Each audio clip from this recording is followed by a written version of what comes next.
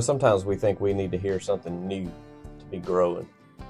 But in reality, a lot of times we just need to be reminded of what we already know. So with that, I'm going to ask you a question. Who do you need to forgive today? It's a tough question, I know, I get it. Because we immediately want to defend ourselves. We immediately want to tell the story. You don't know this and you don't know that. And I get it, I don't. And I don't mean to sound insensitive, but in reality, at the end of the day, it don't matter. Because this is not really about them. This is not about right and wrong. It's not saying that to call to forgive does not mean, and it's certainly not saying that what happened to you or what they did is right. It's wrong is wrong. But this isn't really about justice in that sense. This isn't about pleading your case. This is about you. This is about you moving forward. This is about your growth. In Luke 11, Jesus has given us the model prayer. And he says something very interesting. He says, Father, he says, forgive us our sins. Now we know that Jesus is not praying for himself there because we know he never sinned, but he's teaching us. For as we also forgive those who sin against us. Forgive us as we forgive them. And when we hear forgive us, we immediately associate that with our freedom. Because to be forgiven by God is obviously freedom. It's release from guilt and shame and all of that destructive stuff. But I believe it is directly linked to the next portion of that sentence when he says, as we forgive them. I believe that is just as much to do with freedom as the first part is.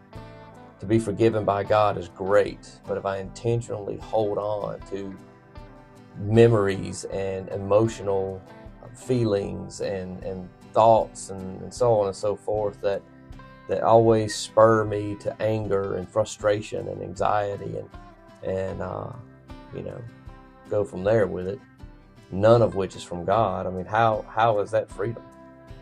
Forgiving somebody else is not about them being free. It's about you being free.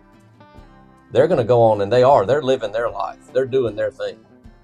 And yet you're the one still trapped in the prison of frustration and anger towards what happened. So when we forgive, we allow ourselves to enter into the process where God's grace meets us and we can actually begin the process of healing. But if my heart is set towards revenge and slander and just mulling over and over in this, then I'm actually preventing myself from allowing God to bring me through this and get me out of this and heal me. And then not to mention to reveal him accurately to the rest of the world, that whenever they look at us, they should see his mercy on us when we show that same mercy to other people. Life's not meant to be lived offended, angry, bitter, and begrudging. It's not meant to live suffering like that. Forgive today. Let God lead you into the healing process. Let God restore you. He'll deal with the other person and whatever needs to be done there. Stop making revenge your priority. Make healing, restoration, and moving on your priority. Make God's glory being seen in your life your priority. And let it go. I can't really put it more plain than that. Just let it go. Forgive us, Father, as we forgive them. Keep those words reminded. Keep them fresh. It's easy to get caught up. I understand that. But just let it go. And if you're having a hard time doing that, it's understandable. You can hold on to something for a long time, and it is not easy to always let go. God to help you with that too.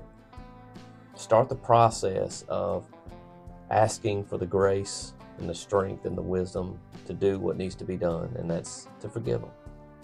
There's nothing wrong with asking God, Lord, help me forgive this person for this offense.